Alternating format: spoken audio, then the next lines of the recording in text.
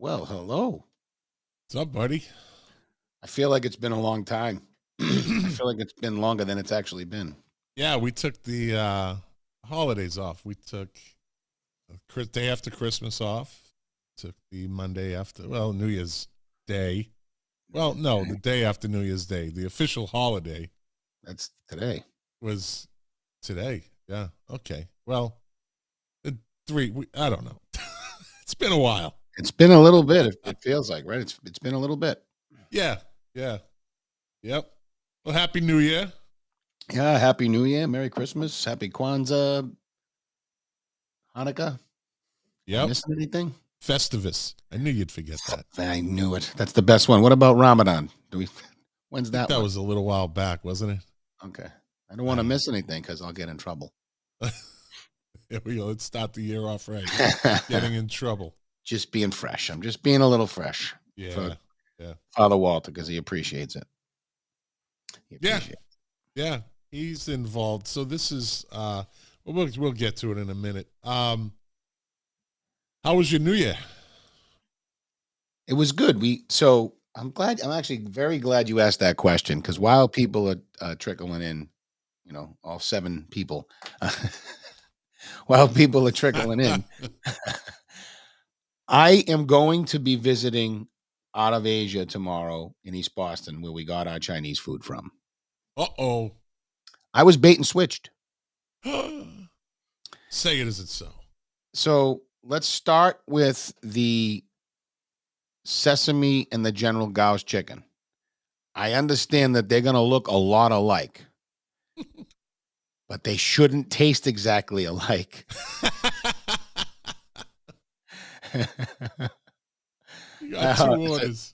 And the food, okay, so we are not regulars at Out of Asia, but we've been there a few times, and my wife was just there 2 nights before with her girlfriends, and she said this food looks nothing like the food we got, and we got several similar things, and it was cold, legit cold. So they bait and switched us on. I get shrimp with lobster sauce everywhere I go in New England. They don't have that down here. No, they do not. No. And the lobster sauce is always dark, and you can get it extra dark. It was not. It looked like a lobster sauce or whatever you might order in Florida. Like, it looked like something you might get in Florida. It was terrible. Yeah. So I'm gonna have a little conversation for $132. They jacked it up. They make it early and they bag it up, and it sits there and waits. It's probably sitting in the bag for an hour, waiting for you to come get it. So what's wrong with the Chinese food in Winthrop? Great question. Nothing is wrong with it. My wife is not the hugest fan of Chinese food. Right. Sometimes she likes to change it up. So that's really what it is when we go to Out of Asia. But we're pretty committed to Hong Kong Dragon and Winthrop. Yeah. I never have. I mean, up there, I'll eat any Chinese food up there. When I go up there, it's anything. I mean, it's just so much better than down here. It's I don't know. You can't be fussy. You'd be lucky. You don't. Yeah, Szechuan. You can't be fussy because you don't have it. So you're lucky. You come in, and you know what? It's like my pizza rule. Even lousy pizza is good. It's a good pizza. It depends on what you put on it. We went to Naples, and somebody recommended this pizza place, and it's kind of one of those new age pizza places. You can get like a barbecued meat pizza and stuff Mm, like that. So, mm. well, No. You? my friend also recommended meatballs. So I got the pizza, and it just was like barbecue sauce. Like, you look at pizza, and pizza is one of those food items where when you look at it, you expect to taste pizza, right? By the Yes. shape and the cut, and there's no sauce on. There was no like pizza sauce, nothing. It was kind of barbecue, and I was like, well, it's passable. It's good, but it wasn't great. But the meatballs were fantastic. So, Well, uh, I'll put it this way. How's this for a reverse? I guess we'll call this a reverse metaphor. If you sit down and order up a piece of fish and it's rotten, mm, it's not a right pizza. Even a lousy piece of pizza, you're probably still I gonna get you. Yeah, eat I the get whole you. thing, right? Yeah, yeah. You're right. Yep. I've So eaten bad pizza and said it was good, considering it's Sunday morning and I'm hungover and it's just sitting there and I'm hungry. that's right. And you know what? It's been Back in the sitting there day. from the previous night in the box with the cover down. Lord Yeah. knows what walked across it overnight, but hey, Yeah, yeah, there's cold no, pizza. there's no droppings. No, no, no. So, yeah, New Year's was good here. Yeah. We went to Yeah. our favorite Italian restaurant. Glad to hear that.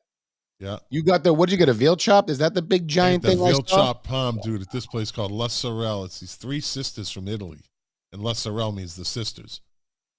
Or the sister. Yeah, sisters. And dude, I mean, home run. Everything is cooked in one of those round brick ovens. Steaks, everything is cooked. They don't have ovens like, and you get this veal chop palm, and it's literally the size of a small pizza. It's this big. You Tell me saw you the finished. pictures. You I saw the said, pictures. did you finish it? I always finish it. Like I said, I tell people, did you finish it? I'm like, well, listen, I've eaten, let me see, 4 of the, what are they, 42-ounce steaks at Ruth's Chris, the porterhouse for 2. In one And then, sitting? yeah, for me, yeah. No, not in one sitting. No, 4 different times.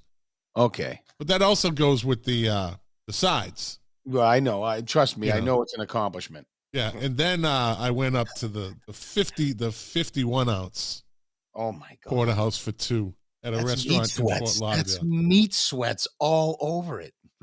And a bowl of pasta. Killed You are it. I could be a professional eater. I could. you are displaying a lot of American over the topism. It's just good. I don't really. I've cut back a lot on that, but that veal chop palm, I can't turn it down. Every now and again, you got to treat yourself. That's my opinion. Yeah, can't turn it down. So let's get into it. We got an interesting show. It's a year in review, buddy. Yeah. Since we didn't do one last week, we're going to kind of get caught up on what we did this past year. A lot of people think we didn't do anything, I think. But we brought a lot of things to light.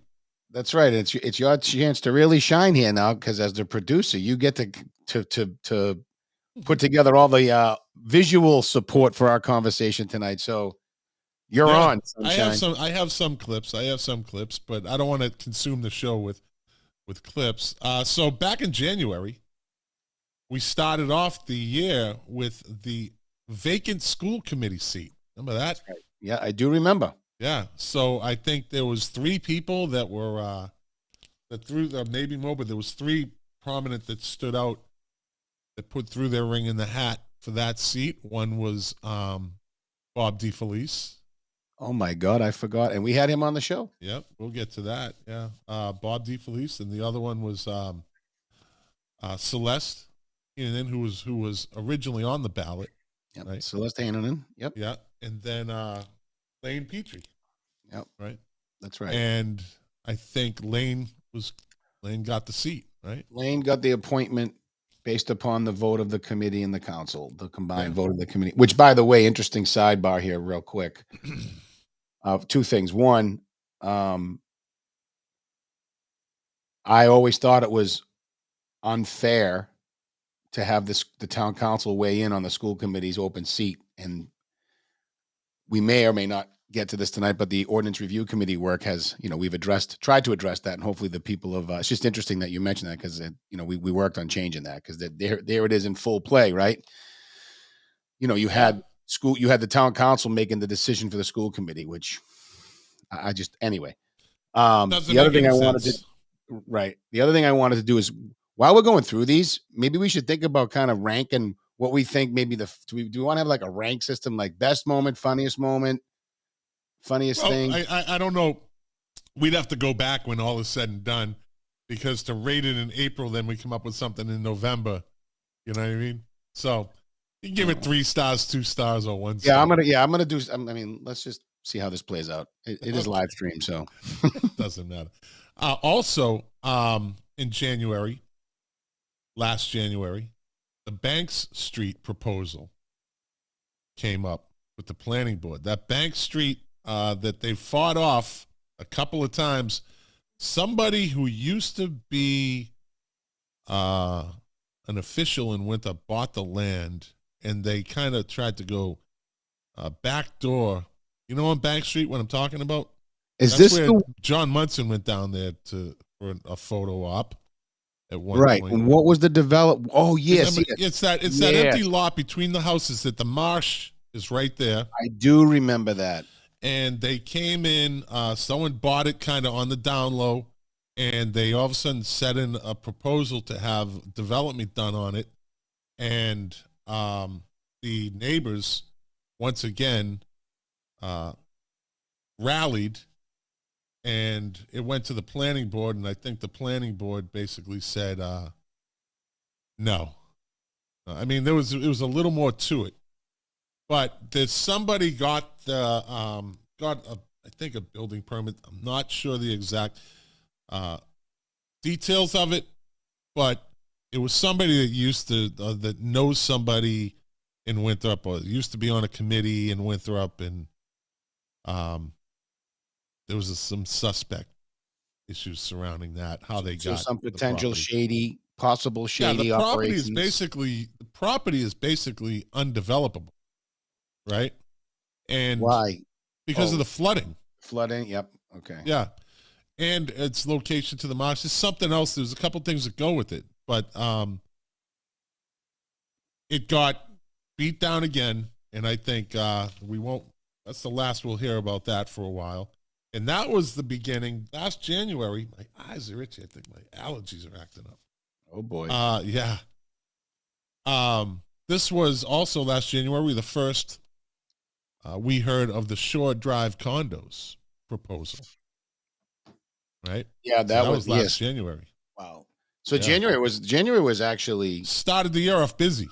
Busy. We'll say that doesn't look like this January is going to be that way, and that's fine. Yeah. Maybe that means everything's kind of good. You know, we like content, but then move on to March, and March was interesting. February was kind of, or as I say, February, because it's February. Yeah, look at the spelling. F-B-R-U, February. No one said that R is silent.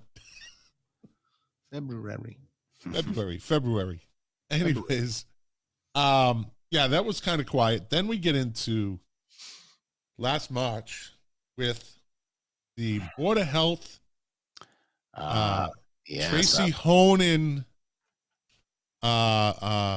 They tried to join forces, and that's where we were introduced to Bill the Shill Schmidt. And before, I have a video for that too, and I am so excited to see that and to have my memory refreshed. But Bill has been challenged multiple times by many different people that he is he's been told you are a shill, an activist, a whatever for certain candidates, and he's in denial of it, which is a very interesting thing. Well, of course, he's going to deny it, but I don't know.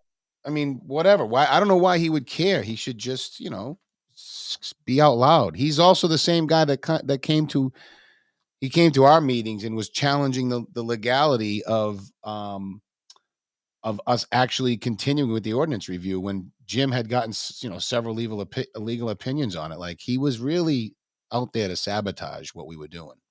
Anyway, I digress. Kurt, you know what? Kurt was going to get mentioned Absolutely. later in the show, but Kurt Millar he might as well just be on the show. He's a great contributor to the. I'm sorry, he's a Winthrop Fox News. Whoops, he's a Winthrop Votes contributor. He's literally a contributor to the show. Yeah, literally, and he says there'll be more video coming on Bill. So this was the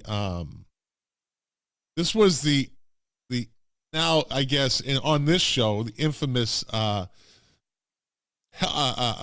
what is he? He's the Board of Health meeting where he basically plots with Tracy Honan to get all the committees on board to back a letter that she wanted to write. And let's go to the video.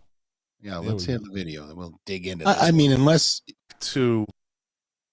a little technical difficulty in it at the beginning. Relevant to the Board of Health. I'll let you I'll let you be the judge. Here we go.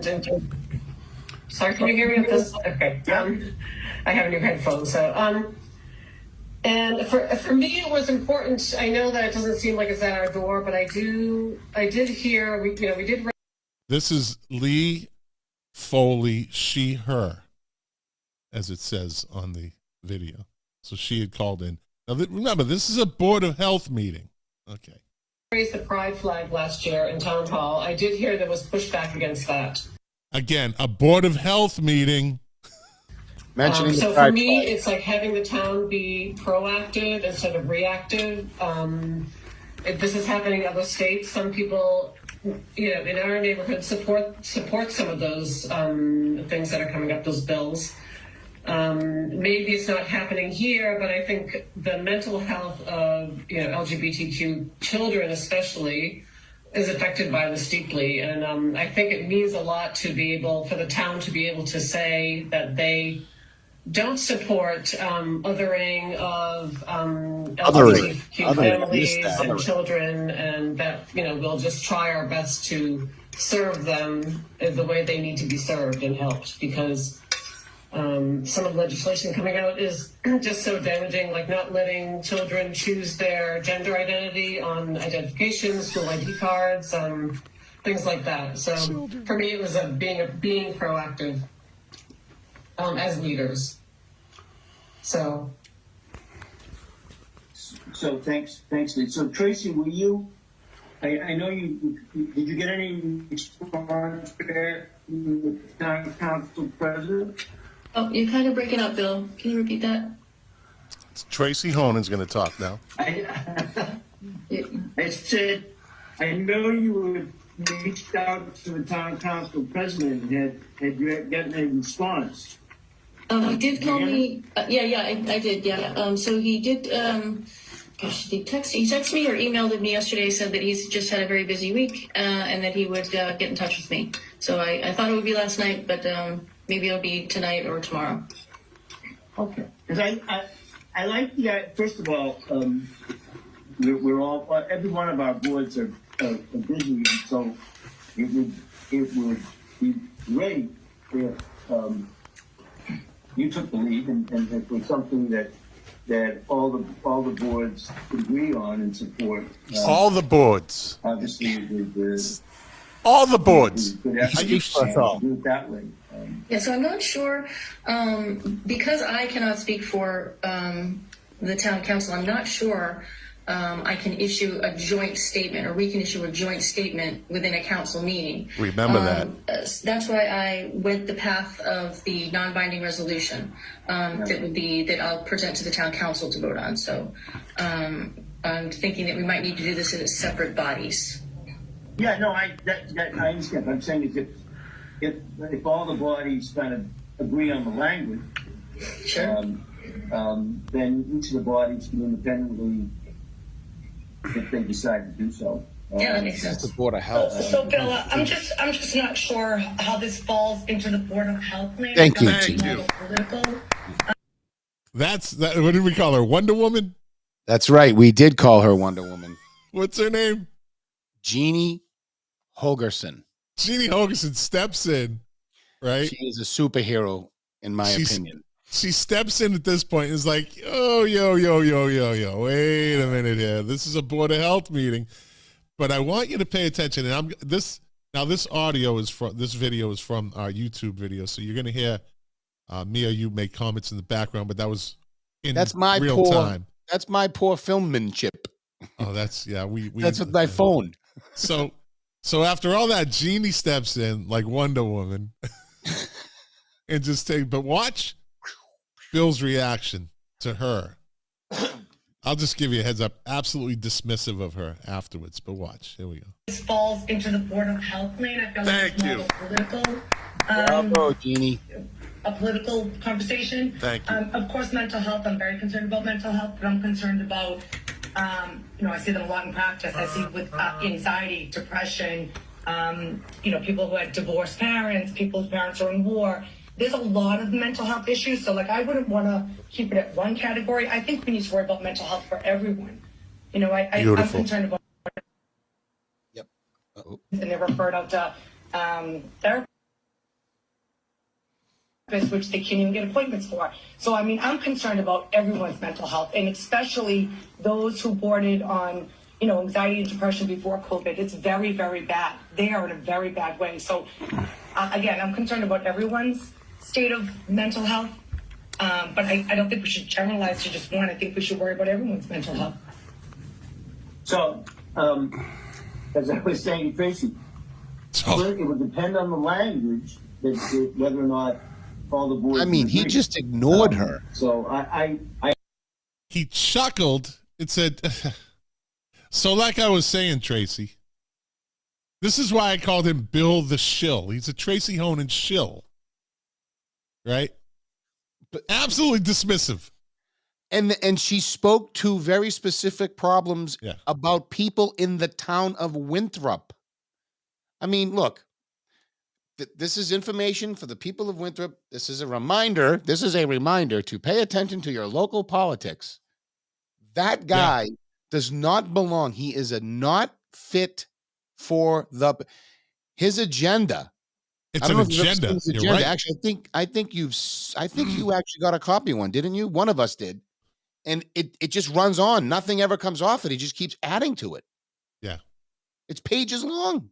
Yeah. He's definitely using the Board of Health as a political grandstand, being the head of the Board of Health. He doesn't deserve to be on there. This right here alone, by him trying to rally all the other committees in Winthrop together and all agree on verbiage that will work to present to the town council for some sort of, I don't know, transgender for children. And you heard Lee Foley, she, her at the beginning. That's that one right there. She comes up again in another just issue. In fairness, I disagree with this sentiment, but what they're suggesting is that the transgender's mental health is more. It's more important than all the other mental health issues. Right, yes, than anyone else's. That's what I took from that. Well, that's what Lee Foley, she, her said. She said they are the most vulnerable. No, you know who the most vulnerable are? All those kids that went through that homeschooling and COVID situation. She doesn't even ignore. She ignores them because she likes to wave the flag. She's a virtue signaling. Yeah, but that's the whole thing. And Kurt, it's he does think he's untouchable, and he kind of is. He could be. I'm pretty sure Jim has the authority to remove him, but he has to have cause. Well, there's going to be enough cause this year. We're going to find enough because the guy just give him enough rope, and he always. Well, the more I think about this is cause. He's not paying attention to the entire. No. Jeannie Holgerson made a case for the entire body of students' mental health, the entire communities, and he didn't even ask a question about it. No, he's on board with Tracy Honan and Lee Foley, she, her. How is that not being political? Even Jeannie said, why we shouldn't be using this as a political statement. And he just goes, so anyways, Tracy, like I was saying, so we could, listen, he is definitely on the radar in 2023. This guy isn't fit. I think he's been doing the job too long. He is a perfect example of somebody that needs to be term limits on committee heads. Do we know how long he's been on? I have no idea how long he's been on there. Evidently too long. Well, one day, in my opinion, at this point, based upon what I've seen, is too long. From what I was told, he's been on a while. Well, He's been on a while. So then we move into that was the town council meeting where Ms. Tracy Honan, or Mrs. That's her married. She's married, Mrs. Honan, decides she is just going to read her resolution. She's just going to go in there and do what she did 2 years ago now, right? After January 6th, when she made a total buffoon of herself by reading her, and that's when what's his name was the town council president, Philip, right? Phil Boncory was the town council president, and he let her just, because he knew he was coming up for re-election and whatever he was doing, he lets her read her something into record about January 6th, and she ended up being totally wrong. It's good that stuff never comes off the internet. So let's move into this. Didn't age well. It's a good way to put it. Yeah, her statement didn't age well, and well, this one did though. This one did, and pay particular attention to her reactions toward the end of the video when Jim gives his response to her. So let me see. Let me pull this up. No, that's not it. That's not it. There we go. Video 2. Up it here. All right, here we go. This is from last March. Town council meeting last March. Answer questions or Well, people need to go to those committee meetings, the school committee, and ask her there. seems we're gonna have to do it for them. Yeah. All right. Here's hit number 2 from Tracy Honan when she tried to do it again. Except this time it's about the letter. She wants to read it into record, whatever she wants to do. So there we go. Council look good. Yeah. This letter was basically supporting the I believe it had to do with the flag and transgender rights, and it's really just a identity politics is what she was playing here. Just like Lee Foley, she, her plays identity politics. And we come to find out, I guess you could call what Julia Wallace, Pringles Wallace, tried to play the little identity politics, and it came back to haunt her with the Italian incident. But we'll get to that one in a minute. Mm-hmm. So this is from March. This is the town council meeting. Tracy Honan attempting to read something into record. Let's see. This is the that's Denise? No, that is it. Mr. President, if I may? Yeah, we're going to public relations now, and then I'll get you speak. It's part of the parliamentary inquiry. Can I still ask a parliamentary inquiry? Sure. Okay. Now? Sure. Okay, great. So as part of the appeal to the judgment of the chair regarding my submission of my resolution, I neglected to ask for a second so it could proceed to a vote of the council. So I'd like to ask for a second for my appeal. I'll second that. Thank you. So I guess we proceed to a vote? No, we do not. I've already contacted legal on this to ask my authority on this, and I've received an opinion, and I'm going to stick by that opinion. That you have sole discretion just to Yes. decide what is on the agenda? Yes, I do. And it's been like that for 15 years, not for me, but for anyone who's sitting in this seat. I take my responsibility very seriously. I respect everyone's rights. And I do not think that is an agenda item that needs to be on a town council agenda. And I do not take anything lightly. I made sure I had legal opinion on it, and I did, and that is what I will stand by. Thank you. Thank you. Point of inquiry. Sure. Would it be possible to get a sense of the council writ large in terms of how they feel about this issue? No, it's not on the agenda. It's not. Can we an item have on this the agenda. discussion on the next town council agenda to get a sense Request of it the to be council? put on the vote? next council I am agenda. formally requesting that. Very good. And I'll put it in writing as well. Sure. Thank you. All right, public relations. Council writ large. Watch your in terms of how to reaction. Watch feel the about this issue. reaction. No, it's not on the agenda. It's not. Can an we item have on the this agenda. discussion on the next town council agenda to get a sense Request of it the to be put council? on the Yes. next council I am agenda. formally requesting that. Very good. And I'll put it in writing as well. Sure. Thank you. Watch the eyebrows. All right, public relations. Oh, she was furious.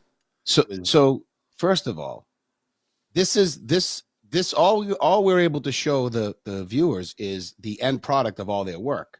This was buzzing on behind the scenes trying to get this together. There were several attempts, 2 or 3 attempts to get it on the agenda with Jim in the first place, or maybe 2 attempts to get this on the agenda, and he said no because it is absolutely not related to town business. She wants to virtue signal, and I don't know if we have do we have a recording of what's actually in this non-binding resolution? No, she didn't get to read it. Okay, so I know there's one somewhere. I probably could have dug it up, but the thing in there the thing about it is it doesn't do anything. They want to signal to their LGBTQ plus community that we're here for them.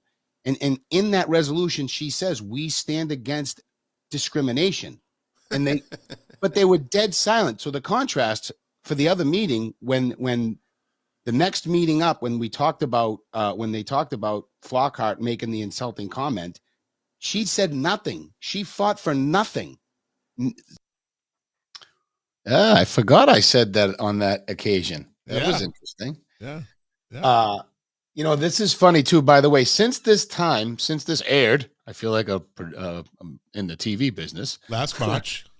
Right. So since last March, I've learned more. I think I probably share this every time I'm on the show. I spend a lot of time having coffee with Father Walter. He's introduced me to a lot of different news sources around this whole LGBTQ plus trans thing. At the end of the day, what I think people should know and be comfortable with at this point, because it is important to start having real honest conversations about all of this stuff.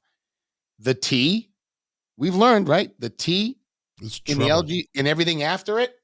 The LGB, there's a old school LGBers, the ones who got it done back in the 80s, the ones who were the founding fathers of the movement, if you will, don't want anything to do with T or anything further to the left of it because it's too much for them. Yeah. So this is I mean, it's really interesting to go back to see this and be reminded of how quickly things are changing. And quite frankly, in my opinion, for the better. We should be having honest conversations about what is really happening here locally for all of our own citizens, not this national stuff that's out in the ether that you can't prove or disprove. It's too much. Yeah. Well, and that's what we want to do is keep it local. Yep. So then in April, we had the now infamous Italian incident or Italian job. The Italian incident. The Italian job. Right? That's when Councilman Flockhart, during the interview process, kind of popped off. And boy, did she bite off more than she could chew on this one. This is, so we let me pull up the video. Let me see. If we learned anything this year about the town of Winthrop, is do not step on Italian toes. Oh my God! Yeah, you Italians, you just went on the warpath, and I don't care if that's politically correct or not. You went on the warpath, and they came out. They came out, and it all started from this. So this was back in April during the interview process for the town manager in front of the town council. Now, again, these are from the YouTube video, so the comments you hear in the background of you and me are in the video themselves. But I will reiterate one comment that's going to be made in there is, listen to the uncomfortable laughter after the question. There we go. There we go. I'm going to play the video from No, you want to set this up, Todd? No, I want nope. I want this to be organic. I don't want to have any influence. But what town council member is talking? This is Barbara Flockhart okay, you know what? Yeah, you're right. This is the town manager interview. This is the first candidate. And this is Barbara Flockhart with her turn to ask questions. Remember the key word here, questions. Okay. Here we go. Influence that. There we go. I've spoken to several people in the town about your candidacy. And one of the things that I've heard from somebody who works closely with you is that you have a tendency to get your Italian up in your passion. Oh. Uncomfortable laughter. Heritage is the heritage, right? Yep. Can we stop here for a second? Oh, we're stopping. We'll leave it at that. We both went on rants, I think, at that point. But for me, let's be clear too. I want to be clear. I really don't care that so I've since had coffee with her and we had a very nice conversation, and I'll leave it to this. There is such a thing, whether or not it's documented, maybe it's just something I hypothesized, but I call it generational language differences, right? I'm pretty sure it's a thing, because what I grew up saying today would be considered offensive by the younger generation's vernacular. Well, my father's 87. He still calls my wife my Oriental wife. Right. She's Filipino. And you know he means nothing by it, right? I mean, she continues to be racist. What I was annoyed by was less her and more where all the people where were all the screamers when the screaming should be happening again, and there were none. So yeah, that's when we went after the diversity and inclusion committee for like, why aren't you? And they eventually did. They stepped up and they did what they had put together to do. But the fact that she used that's like, why would you even say that in this process? It's not a question. You know, like, why would you? And it wasn't her verbiage. No. So it wasn't like she said that. She said that was what was said to her. But I thought it was absolutely uncalled for to kind of quote that get your Italian up. It's like, you know, I don't know. Mean, her concern didn't make any sense to me. Her concern was temper. He has a temper, so that's what you say. Right. And I think, well, she learned a hard lesson. She did. I mean, she was very uncomfortable that night. I was there live when they were grilling her. She was uncomfortable for a couple of weeks. She took it, and I wanted it to stop. I was like, this needs to stop. Yeah, you did say that on the show. I did say it on the show. So then let me see.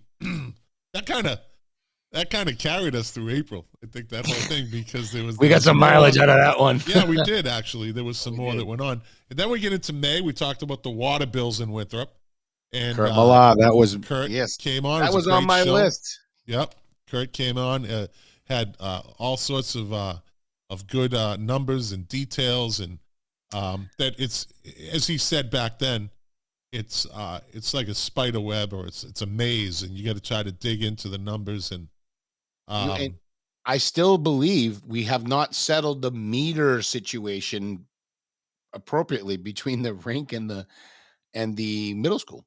Well, I would like to see if Kurt could do some of his magic again in a year later. You know, we got till May. See, kind of compare what is there a difference? Is it still the same? Did anything get fixed? Right. Again, I don't know how he does it, how he looks at it, how his brain works. It's what he does, but I was impressed. I think that was the first real. It's not settled yet. There you go, Kurt. It's not settled yet. So we got a burr in his saddle about that one. We got some more content coming up for 2023. Also, Jeff Turco came on. Yep. He came on. He was running for unopposed, but still running, right? Right. For representative. State rep. Yep. State rep. Yep. And he had since gotten elected, and he is still in. He'll come up again in our year in review. But he came on, gave us a little bit of juice, to show a little, attention that people are like, hey, wait a minute now. Yeah. And by the way, I want to add this tidbit so I don't forget. Just something for people of Winthrop to think about. Jeff Turco, they don't run head to head, but in this last election, Lydia Edwards outvoted Jeff Turco, got more votes than Jeff Turco in this last election. Just some food for thought for them. Two different seats, though. Yeah, it is. And I think a few people I know didn't bother to go vote in the election. Yeah. Because it was unopposed. So yeah, I wouldn't. There was still a good turnout. I don't want to read too far into it, but I do think we should show strength. Well, I mean, you're in a liberal stronghold, so it's kind of hard up there to do that. Well, we're going to talk. I am going to. There's going to be some votes that were taken in the State House that need to be spoken about. If you recall, Jeff had a lot of good things to say about what he did. One of the things he got accomplished was that the legislature passed for the governor to sign a bill that would allow medical marijuana to be smoked in school.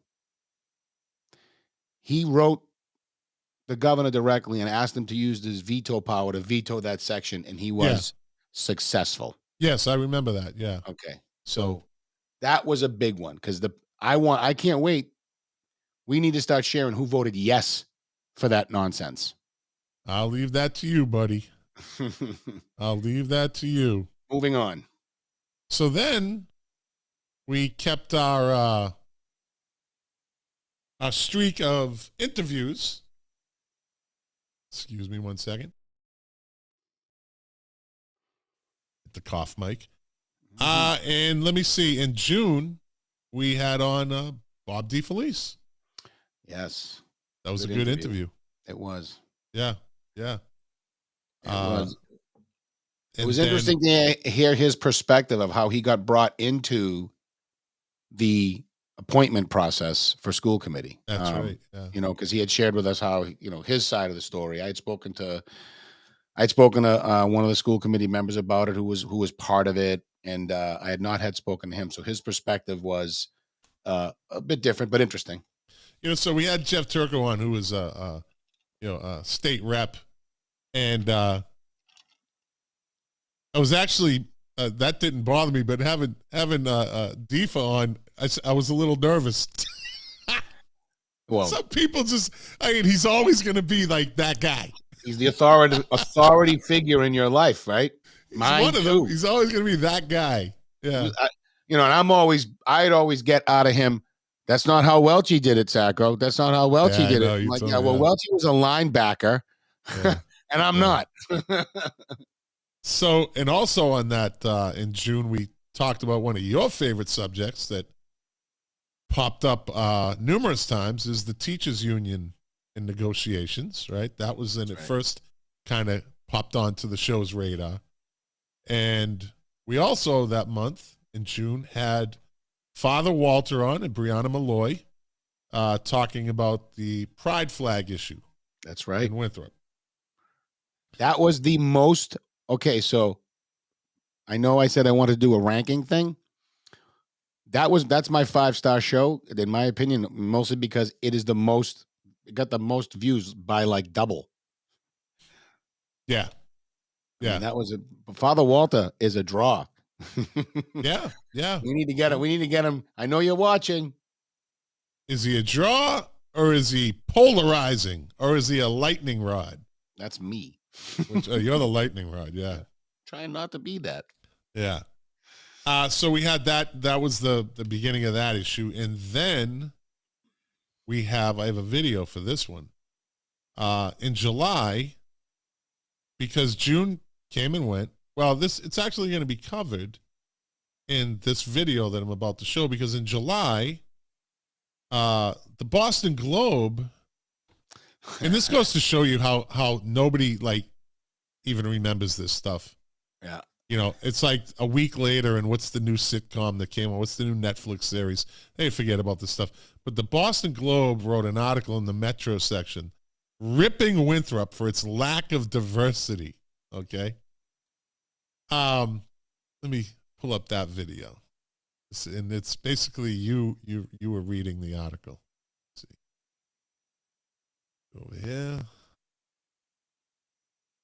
There we go. All right.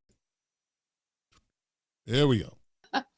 So in Winthrop, the headline, of course, it's sensational. In Winthrop, little recognition on inclusion. Okay. So the first paragraph reads, I got poor lighting or poor eyes or something going on here. Okay.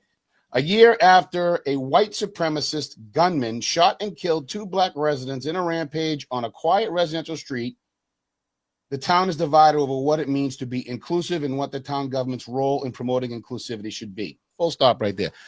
The town's not really divided. There were how many people were at that meeting that night? 15. There's 15 people that want the town to do things that nobody else really thinks they need to do, whatever those things may be. That was the town council meeting about the pride flag. And I love the fact that one of them said, we'll help you write it so the wording, just for their flag, though, just for their flag. Right. Mind you, this is what this is all about. It's all about them. It's for their flag. In June of last year, days before the attack, a rainbow flag was raised on a pole in front of Town Hall to mark Pride Month for the first time in Winthrop. Members of the town's close-knit LGBTQ community hailed it as a milestone. I know it wasn't well attended. I know that. Okay. And we had 2 people on, one of whom we had 2 people on last 2 weeks ago, Father Walter and Brianna Malloy. Brianna Malloy didn't go to that, right? Didn't she say she didn't go to that? She said they don't represent her also. Right. So, and I'm not saying that to be derogatory towards this group that wanted that flag. It's not everybody. It's the small chattering class. So the newspaper is already starting to sensationalize this. Divisiveness. Yes. But this year, June came and went without any event to celebrate Pride or Juneteenth, increasing some residents who say that, incensing some residents who say the town dropped the ball at a time when it should be leading the way in promoting inclusion a year after the violent act of racist hate. All right, let me stop right there. Sure, yes. There was no event, right? No. Listen, I didn't see Tracy Honan, Lee Foley, or any of them scrambling to get a permit to have an event. None of them. Joe Aiello, the panderer, none of them scrambled to help this. They're as guilty as everybody else if they want to point a finger. Why didn't one of them go get a permit? It's right. It's easy. You got one. They could have got a permit, said we're going to have a pride celebration on the lawn right there. Have a pride party, but none of them. No, they're just finger pointers. They don't take action. They sit back and react. Prove me wrong, because you can't, because they prove themselves to be just chatterers, like you said. None of them stepped up. None of them stepped up. Lee Foley can be the victim. She's the biggest victim in Winthrop, if you ask me. She's the biggest victim in Winthrop. I didn't see her stepping up to get a permit for a gay pride celebration on the front lawn, the town green, right? And none of them did anything. They didn't. But they want to point the finger at Todd for having a flag party, Winthrop Votes flag party, and call it the Fun Happy America, whatever the hell the Fun Happy America. Whatever they are, yeah. Yeah. Shiny, and you notice how happy you don't hear people. about them anymore? No, the whole Because thing since the was, elections have come and gone, you don't hear about that? it's so, well, first of all, I want to say this because it kind of infuriates me. You hear people talk about white supremacy, the Proud Boys, this group, that group. You cannot show, there's not a video, there's not a court case, there's nothing that every time I challenge somebody on the Proud Boys as an example, they give me nothing but empty stares. It's kind of like the let me ask you a question, Scott. When's the last time, and I asked the father this question this afternoon at coffee. When's the last time we've had a national issue with regard to a major racial incident like a George Floyd, Michael Brown, or something? When? I don't know. It's been. You Wow. could have. There was a time when it was like it felt like every other week. For God's sakes, I mean, Oh, obviously because the media decides to use it when they need to. it's not a thing right now. It's not a hot button right now. It's BLM. They got to let that die down. They got to let us stop talking about the fact that BLM scammed American businesses. Got scammed. People who don't, individuals who may have donated got A scammed. whole bunch of people in Winthrop money. got scammed. Quietly, you saw those lawn signs that said, "We believe in science. We believe in this. We believe." Yeah, where'd those signs go? Do you believe in being scammed? Yeah. So anyway, sorry. Like Johnny Rotten once said at the end of a concert, they played half a song for an encore, and then he just said, "Ever feel like you've been cheated?" That's what happened there. Yeah. So then, let's see. Move on to August. There was a proposal for a flag policy in Winthrop, but they copied Wakefield's policy. So it was basically they sought out a flag policy from somewhere and said, this is what we want because it fit their agenda. Yep. And I didn't do the clip on this because it didn't matter because the town of Winthrop, I will say it again. I'll say it again. The town council, town manager, any committee involved with anything that has to do with this flag, the minute somebody's flag does not get approved to fly, number one, your flag, which was denied and was called a racist flag by Flockhart. Yep. Right? Councilman Flockhart. She called it a racist flag. She did. They are going to get sued. It's guaranteed they're going to get sued because there's lawyers standing by to take those cases since the city of Boston lost. So, yeah. However they want to play that game, they're playing a dangerous game instead of just leave it alone. That precedent has been cited now in multiple cases after the fact. I mean, leave it alone. We're supposed to put one in place, and there's nothing formal, but Jim is standing by until policy. Jim has said that the former town manager's policy stands. American, Massachusetts, POW. That's it. So they need to. I mean, if they better alone because you know what's going to happen. The people that are asking for it aren't going to be the ones that get sued. well, They're setting the town up. Yeah. They're setting the town up to get sued. Listen, one of the people behind it is Steve Ruggiero. And you can have a reasonably calm conversation with the guy because he's not antagonistic in any way. He does listen and he's kind of a nice guy, but I mean, is he not seeing all of these lawsuits that are happening? Does he not? I don't know that he sees the forest through the trees on this issue. And we've said this 100, if we haven't said it 1,000 times this year. Fly them down at the what do you have? What center? Cultural center. Fly them all day long at the cultural center. Pull a permit at town hall if you want to have a flag day. Don't poke the bear because the town will get sued. Yeah, it's going to happen if they do something. Yeah, and then the town council will get sued. Everybody's going to get sued. I'm telling you. Yep. People are not messing around with this stuff. Leave it be and live your life and enjoy it at the cultural center. Fly it in everybody's front yard. Doesn't matter. It's just don't cross that line between now you're getting into this, putting the town in a bad situation. And like you said during that, when you were reading the article, I don't think I had that part in the video about the town. Yep. Right. You had said the town actually isn't divided. It's a small group. It's a very small group that's making the squeaky wheel.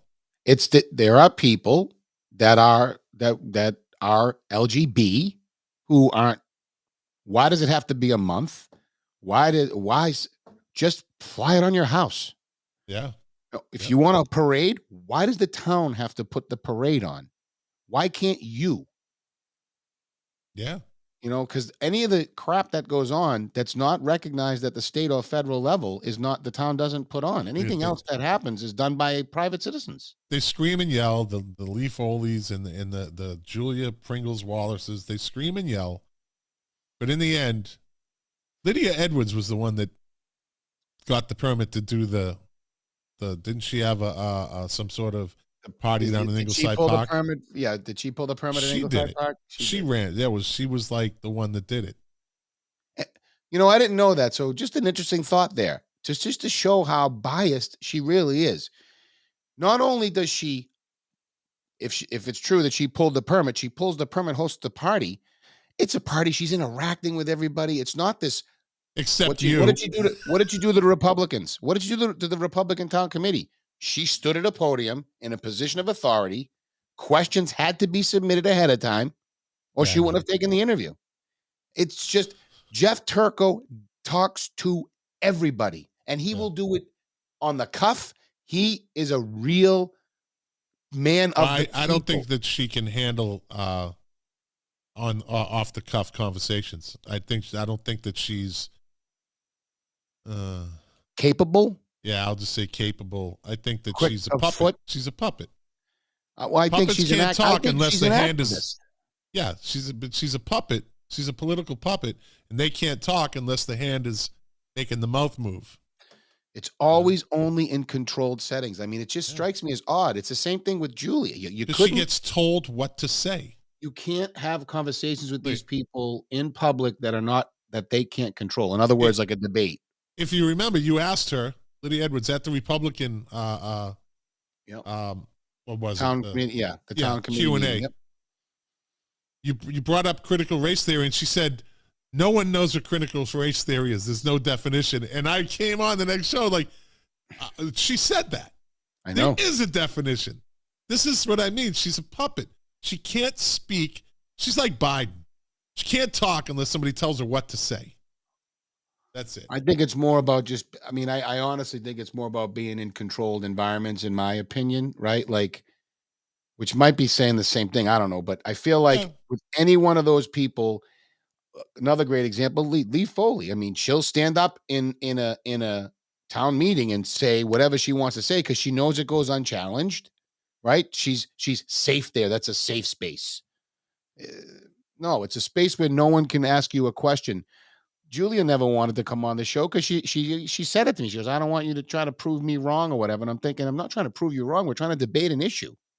Yeah, I forgot to mention this. During that meeting with the town council meeting that Honan got shut down, Lee Foley, she, her, had a statement to the town council basically slandering you. Absolutely slandered you, right? I remember.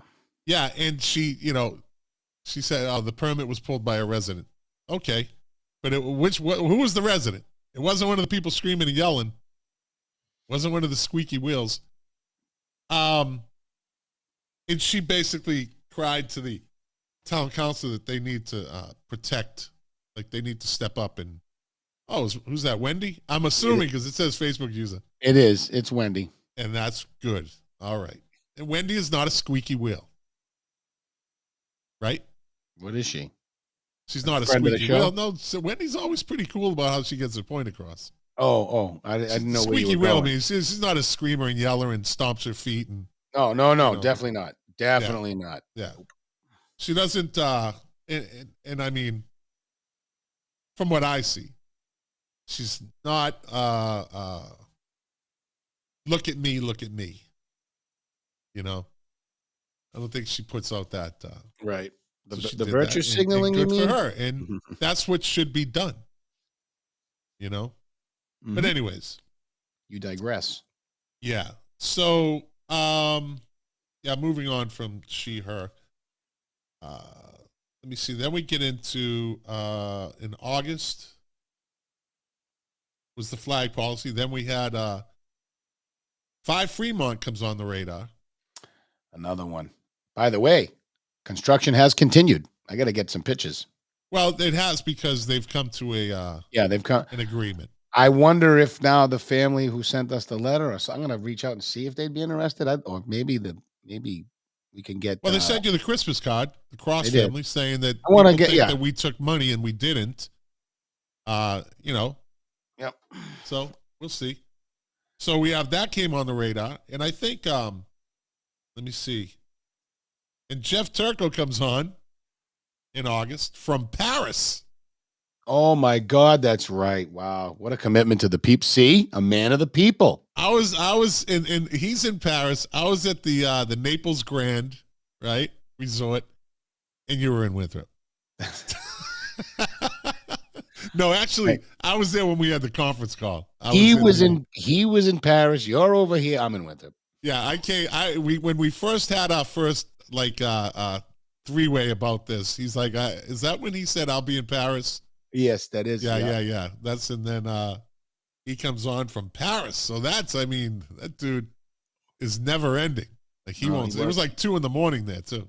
He doesn't stop. All right, I'm gonna speed this up because I see you're ready for bed, old man. What are you talking about? You just yawned like it's like Well, it 1 a.m. I'm old. So 5 Fremont came on the radar, and then in September is when the whole school came back. The Winthrop school system came back on the radar when the teachers, certain activist teachers, in September when school started asking kids what their preferred pronouns were, and it's middle school. Remember, the middle school, with the worst principal in the history of the Winthrop school system is the middle school principal. I don't care what he says. But I guess he did get told by the superintendent to tell the teachers to stop doing that, but they had already done it. They had already had their game plan set in place. And we'll see if it happens again next year. But that's when we found out about the organization GLSEN, as they call themselves, Gay, Lesbian, Straight Education Network being the key word there, and their agenda with middle school students. And in September was when the Rules and Ordinance Committee started their meetings? Yes. Yeah. We started them. Yes. Yes. I'm trying to remember it. I have it in September. That was the show. The show was in September. So yes, you're right. You're correct. Yep. And then in October, finally, Jim Lettieri came on. Yeah, we a lot of chasing him around too. Did you just me? I Bill Schmidted you. You were dismissive of me? Yeah, whatever you say. You were very dismissive, Todd. Yeah. Is this how we start off 2023? You being dismissive? On the wrong foot. Hey, I do quickly want to go back. Yeah, we got time. Yeah. Just real quick, because the whole, in a nutshell, and I hope Wendy's still listening because I know where her mindset falls on this, and I do believe this is misplaced empathy when it comes to this transgender stuff, and I hope she reads an article I posted on Facebook. It's on Winthrop Votes. When you click to it, it's on what's called the Unheard. It said why the Tavistock had to fail or fall. The Tavistock is a British hospital that has completely stopped doing their gender affirming surgery care. And this article exposes a lot of the reasons why they were doing them. Yeah.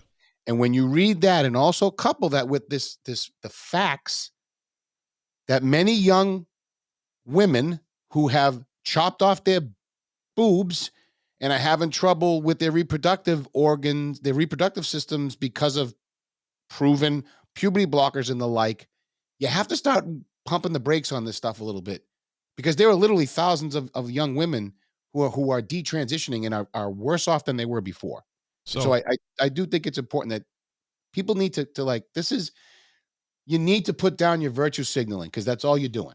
And you need to they get treated, people that are detransitioning in the LGBT community, right? The T community, get treated like black Republicans. Yeah, like They get pariahs. shunned. They get ignored. They don't want to do. hear this. Listen, they don't want to hear this. Okay, it's just noise to them. It's an interference. It's something they just need to. They don't acknowledge it. Just don't acknowledge that. We got to keep moving forward because we know best. And so what? Only a few people. The gaslighting. It's all gaslighting. Yeah. You know, We don't know that. It's They looking don't like wanna it could face be a the lot fact that- more than a Yeah. few people. listen. And- I've always and said if it hurts one kid, Right. it's too much. But they don't care about that. It works. It ends up being unnecessary in many cases. Is the And- point?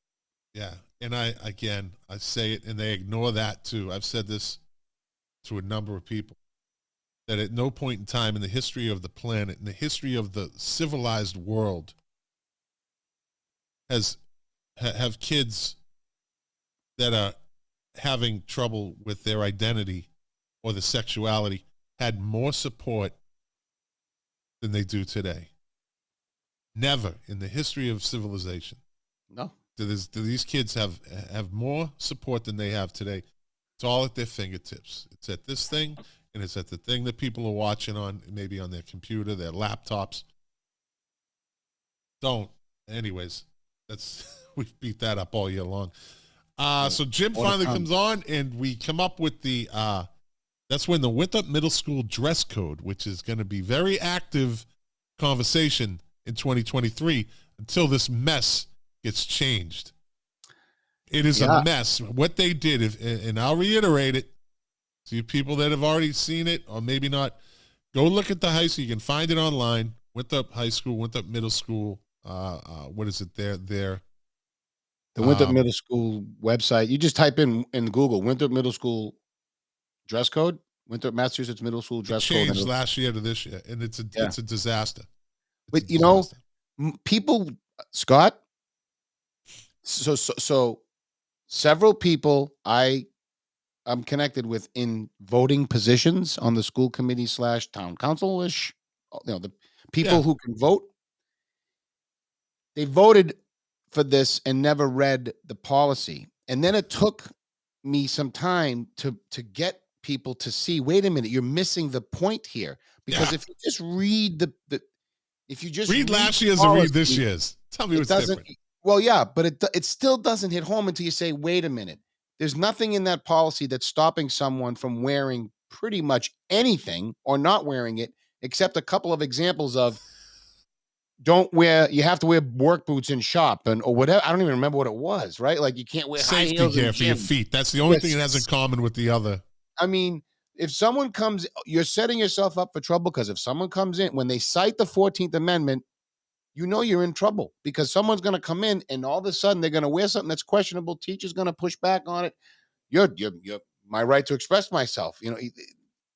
Anyway. Well, it's again, how do you go from the elementary school dress code, right? Right. And then it used to be the same in the middle school and then the same in the high school, to all of a sudden a year later, elementary school and high school are the same pretty much, and middle school is absolutely different. And it goes back to what I've been saying. This radical agenda, this radical trans or gay agenda is attacking middle schoolers. And if that isn't proof positive, then I don't know what is. How do you just take a whole segment of school children and isolate them in the dress code? It's pretty much right there.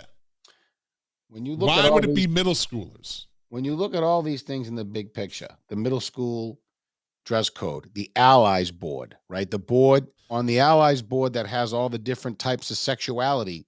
Middle school has 6th graders in it, by the way. Okay. When you look at the resource area that has the Jack Not Jackie book, if you look at these individually, you think it's easy to see why some people kind of dismiss it, right? Because people are busy. I got my kids. This is how they get away with it. That's why kids. we're here. Right. But these are big things that people, and people who don't, and I'm going to say this from now on, everybody who owns a home and pays property taxes in any community is doing themselves a humongous disservice to yourselves by not being involved, not at least getting an idea of where your money is going where your money ends up in the school budget, because it is the biggest budget. It's the biggest percentage of the budget by far. And schools, synagogues, and churches drive property, drive community, drive property, as do businesses in proximity to work. We are turning towards Chernobyl-ish style community, a spinoff of it, right? You got all the buildings that are going up that are like the commune style buildings. They got everything you need in them, stores, retail space.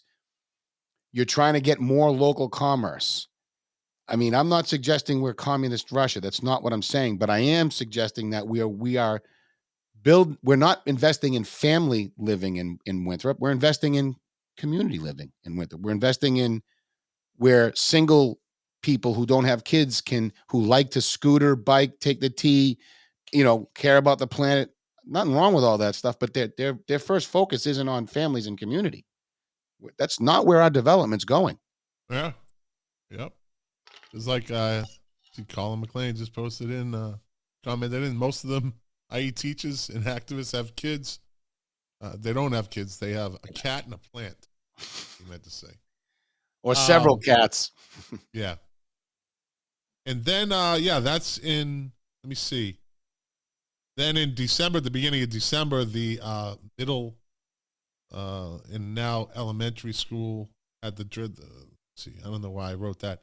But the elementary school had the Jack Not Jackie book put into their, quietly, but got exposed, put into their resource library that they said it's just gaslighting, a resource library. But meanwhile, every classroom has a resource library. So our goal, Todd, this year is to make sure that your book gets put in there, and we want a reason why it won't get put in there.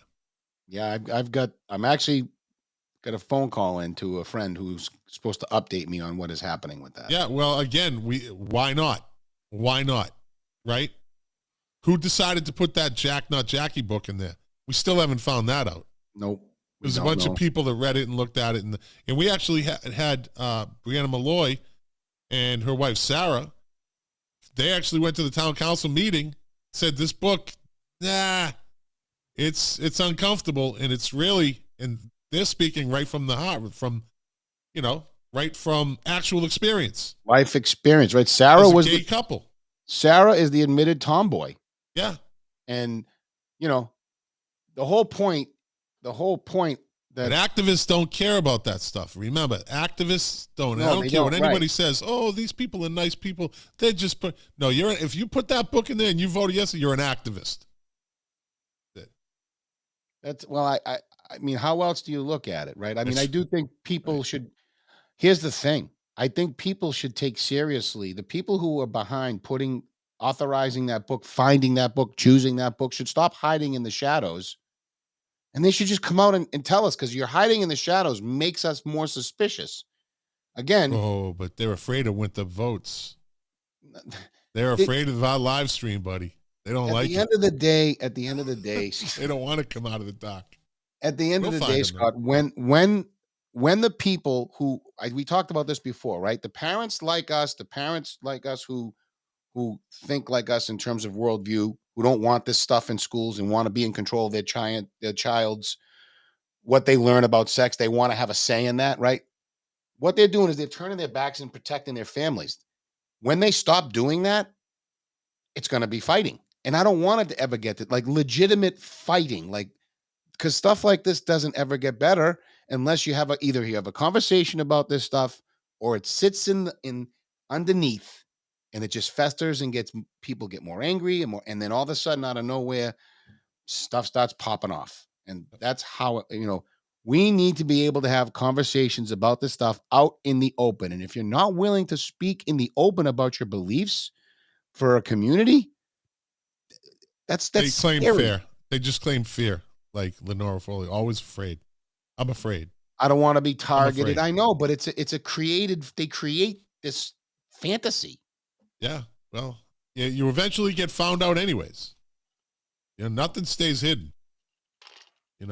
So that's it, buddy. That's a year. It's a year in review right there. I think we covered a lot of stuff this year. I think I think it's safe to say that we have moved the needle, or at least helped move the needle. And I do think some of this quietness obviously has to do with holiday season, but That's all right. I do think somewhere, somehow, maybe in their subconsciouses, people who serve locally now here think about winter votes and just don't want to be. They don't want trouble. They don't want their lives called out on Well, or we don't whatever it cause is. trouble unless it's Right. brought to us. Well, what I mean is, right, more people I'm are being just saying conscious that's what about they what should they're look at it that doing. way. Yeah. More people maybe are just in the back of their minds might be conscious that, hey, I got to be careful. I don't know. Just kind of riffing. No, I here. agree, and that's what we're here for, right? The whole, I mean, people say, okay, listen, this past year, I went on a bunch of rants. You went on a bunch of rants, and we rant because we're passionate about what we do. We're passionate about what we talk about. But in the end, we're talking about issues that affect the town.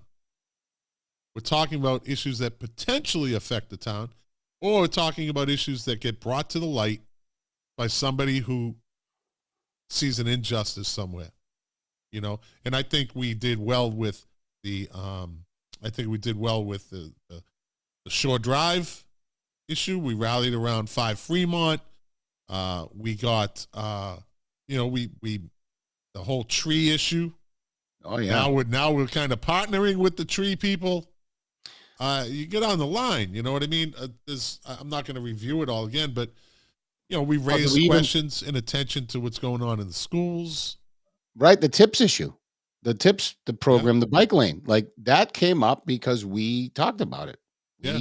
We got the attention of Winthrop Loves Trees and Grow, and now I actually got to follow up because we're trying to have Frank Constantino on our show because he had a lot of. Remember, he wrote the article to the transcript that we talked about regarding the use the domain take that they didn't give no notification was given to housing, so those people never had a hearing, they couldn't be heard. Yeah.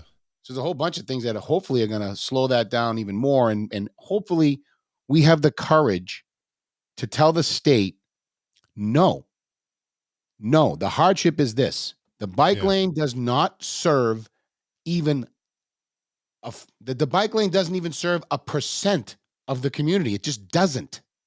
Especially that location. Ergo, that's a hardship. Location. Why do we got to be on the hook to maintain something that serves less than 1% of the population? It's one of the steepest hills in town. It inconveniences every other segment of our population, elderly, normal, commuters. Yeah. I mean, it's crazy. Yeah. It's crazy. Hey, how many do we have any FOIA requests in the works? We did. We had a bunch that I haven't had a chance to read. I got them. Middle school stuff? They were middle school stuff. I have to read them all. There may be. No, I was just trying to figure out, looking at some lesson plans, looking at some exchanges of emails between the Winthrop Middle School Site Council. I mean, that's not a dead issue by any means. To me, I'm not pleased about how hard it is to get information about who wrote this policy. But in fairness, I do have to read all the information I got. I got it over the holidays, and I just haven't had time to look at it. And they should know, if somebody's watching, whether it's live or in one of the reviews, we are not going to let go of this. We're not letting go of this. They can try to shun us, ignore us, blow us off, detour us. We're going to get to the bottom of who wrote this middle school dress code and who agreed to it. So here, I do know one thing. I do know one thing. Whoever wrote it presented multiple iterations of it to the school site council, but the school site council really didn't have any right in it. They did vote on it. I'm trying to track down that when the vote was taking place too, but they did vote on it. All right. Anyway. So it's just content for future shows. That's it. All right, buddy. Let's wrap up 2022. Yeah. We're off, right? And wow, we're off. So next week, by the way, next week, John Munson. We're going to have Precinct 2 Counselor John Munson on the show. He's going to update us on some of the things he's working on, what he's gotten done so far. We'll have some good questions for him. Maybe if our listeners want to give us some questions they want us to ask him, or maybe they'll call in with a question. You know who hasn't been on in a while? Our favorite at-large counselor. DeMarco. Yeah. We got to get Rob on soon. Yeah, we got to get Rob on too because He's always entertaining. Rob's he's a good honest. guest. He's always honest too. He's a good guest, and to his you know, I don't detriment. know. Detriment. Yeah. Yeah, that can happen.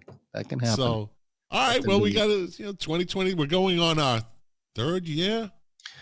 I think we're wrapping up our 2nd year. We're almost Wow. mid. When did we? What month did we start? I don't remember when we're not quite done with our 2nd year yet. Yeah, yeah. So, I'm pretty sure. I think it's coming up. I think around March. I think we started. It was before the elections, I believe. So March sounds right. Yeah, I think you're right. Either way, but we'll be finishing up our 2nd year in 2023, like midway through. Yeah, and we started this why? Because all politics starts at at the local level. That's right. And I will say, I have to add this. People, please, the biggest portion of your tax dollars goes to the schools. If you don't have children, you still need to know. If you're someone, here's a thing. If you're someone who didn't want marijuana to be legal in a school, to be legally smoked in a school, if you think that's a bad thing, well, some of your tax dollars actually have ended up, your tax dollars pay the teachers pay their union dues, the union dues support politicians who vote for these things. Schools are a money printing machine for the teachers union. Yep, absolutely. It's all local. You got to dig in because you'd be appalled if you did. And what did Kurt say? Precinct 2, almost time to say ... Uh-oh. That's okay. That's all right.